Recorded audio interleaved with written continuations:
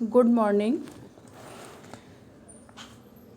हम पढ़ रहे थे समाजशास्त्र में प्रयुक्त शब्दावली, संकल्पनाएं एवं उनका उपयोग।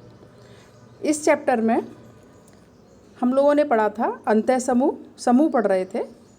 पिछले वीडियो में हम लोगों ने पढ़ा था अंतः एवं बाह्य समूह, संदर्भ समूह और समवयस्क समूह।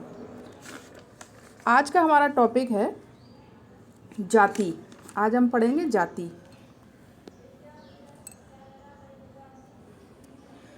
देखिए, जाति से मतलब है किसी हम विशेष जाति में जन्म लेते हैं और उसी के हम सदस्य होते हैं। जीवन पर्यंत हम उसी के सदस्य रहते हैं। जाति क्या है?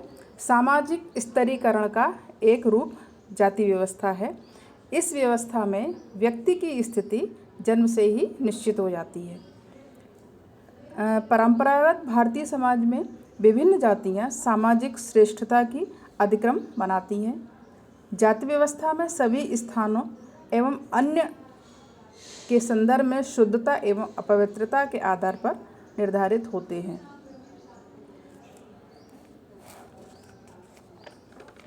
देखिए, जाति का अर्थ क्या है और उसकी परिभाषाएं।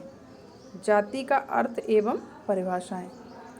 देखिए, हमारे समाज में यानी भारतीय समाज में सामाजिक स्तरीकरण की एक अनुपम व्यवस्था पाई जाती है जिसे हम जाति कहते हैं।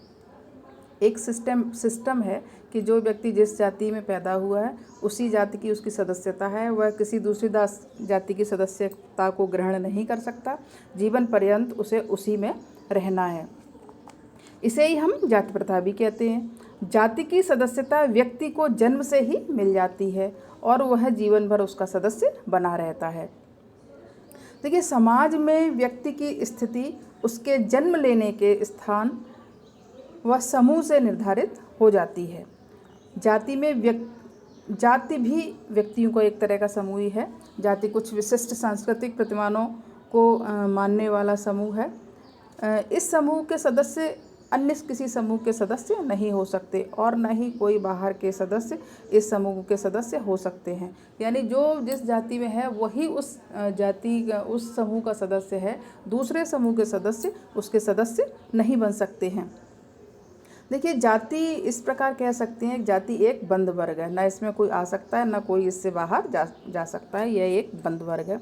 जाति शब्द अंग्रेजी के कास्ट शब्द से उत्पन्न हुआ है, जिसको पुर्तगाली भाषा में कास्टा शब्द से ये बना है, जिसका शाब्दिक अर्थ है नस्ल। नस्ल यानी प्रजाति या भेद। इस शब्द का प्रयोग सर्वप्रथम 1565 ईस्वी में गार्सिया डी ओरेटा ने इसका प्रयोग किया था। यहाँ कुछ देखिए, इसकी कुछ डेफिनेशन दी हुई है। देखिए, मजूमदार लिखते हैं जाति एक बंद वर्ग है। चार्ल्स लिखते हैं कि जब एक वर्ग आनुवंशिक होता है तब हम उसे जाति कहते हैं, यानी वंशानुगत है ये। इधर देखिए, मुझे दत्त की परिभाषा भी अच्छी लगी।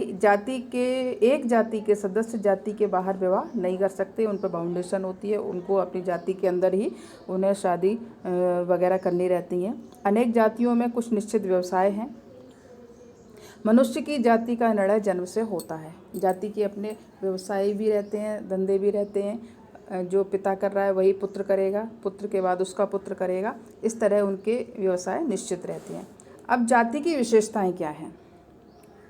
देखिए, जन्म पर आधारित सदस्यता, जैसे को मैंने आपको पहले ही बताया है कि जाति की जो सदस्यता होती है वो जन्म से ही निश्चित होती है। यानी आप जिस कास्ट में पैदा हुए हैं आप उसी के सदस्य हैं। आपको किसी प्रकार की एप्लीकेशन, कहीं कोई डॉक्यूमेंट्स आपको नहीं देना पड़ता कि आपको ये बताने के लिए कि हम इस जाति को ग्रहण करना चाहते हैं या हम इस जाति के सदस्य हैं। ऐसा आपको कुछ नहीं करना पड़ता। पेशों की निश्चितता। प्रत्येक जाति के पेशे और व्यवसाय पूर्व निश्चित होते हैं। यानी हर एक जाति का, जैसे धोबी है वो अपने कपड़ों को वॉश करना है, लोहार है वो लोहे का काम करेगा, चर्मकार है वो चमड़े का काम करेगा, तो उनके अपने पेशे निश्चित हैं। खान पान पर प्रतिबंध। जाति व्यवस्था में अनेक प्रकार के प्रतिबंध होते हैं। जैसे ऊंची जाति के लोग नीचे जाति के लोगों के साथ पकाया हुआ खाना नहीं खाते या उनमें छुआ हुआ भोजन नहीं करते। ब्राह्मणों में शूद्रों के साथ खान पीन का संबंध नहीं रखे जाते हैं, यानी ब्राह्मण जो होते हैं वो शूद्रों के साथ उठना बैठना खान पीन पसंद नहीं करते। तीसरा है फोर्थ है ऊंच नीच की भावना। जाति के सदस्यों में ऊंच नीच की भावना भी पाई जाती है। कुछ जातियाँ अपने को ऊंचा समझती हैं, वो थोड़ी नीचे जातियों से संपर्क नहीं रखना चाहती हैं, और उनके सदस्यों को छूना और उनके साथ खाना भोजन करना भी वो लोग पसंद नहीं करते हैं। समान संस्कृति की मान्यता। जाति के सदस्यों में समान संस्कृति पाई जाती है। एक जाति के लोग हैं तो उनकी संस्कृति एक जैसी होगी। प्रथाएं, परंपराएं, रूढ़ियाँ ये सब समान रहते हैं। रीति रिवाज एक जैसे रहते हैं, यानी उनमें समानता पाई जाती है। अनिवार्य सदस्यता। जाति की सदस्यता अनिवार्य होती है। ऐसा नहीं है कि हम इच्छुक हैं इस जाति में रहने के या तभी हम बनेंगे, अगर हमारी इच्छा नहीं है तो हम नहीं बनेंगे, ऐसा नहीं है। आप जिस कास्ट में पैदा हो गए हैं आपको उसकी सदस्यता आपकी निश्चित है। इसके अतिरिक्त है निश्चित परंपराएं। प्रत्येक जाति के रीति रिवाज उसकी अपनी परंपराएं होती हैं और वो परंपराएं पीढ़ी दर पीढ़ी हस्तांतरित होती रहती हैं। वे कानूनों से भी अधिक परंपराओं में वो निर्धारित रहती हैं। वो कानून से भी ज़्यादा अधिक जाति की परंपराओं को निभाना पड़ता है, आप उनका उल्लंघन नहीं कर सकते। अंतर्विवाही समूह। जाति के सदस्यों में विवाह संबंधी प्रतिबंध होते हैं, यानी वो शादी करेंगे तो अपनी कास्ट के लोगों में ही उनके संबंध होते हैं, अदर कास्ट में वो संबंध नहीं करते। हालांकि आजकल ऐसा नहीं है, आजकल अपनी पसंदी से भी शादी होने लगी हैं और जाति में से बाहर भी शादियां आजकल होने लगी हैं, इसको भी बढ़ावा मिल रहा है। सदस्यों की निश्चित स्थिति। जाति के सदस्य का समाज में एक निश्चित पद या स्थिति होती है। जाति का जो सम्मान होगा उसी के अनुरूप जाति के सदस्यों की स्थिति होगी। जैसे परंपरा से ब्राह्मणों की स्थिति उच्च है तथा शूद्रों की स्थिति निम्न है, तो ये स्थिति उनकी निश्चित रहती है कि आप ऊंचे हैं, आप नीचे हैं।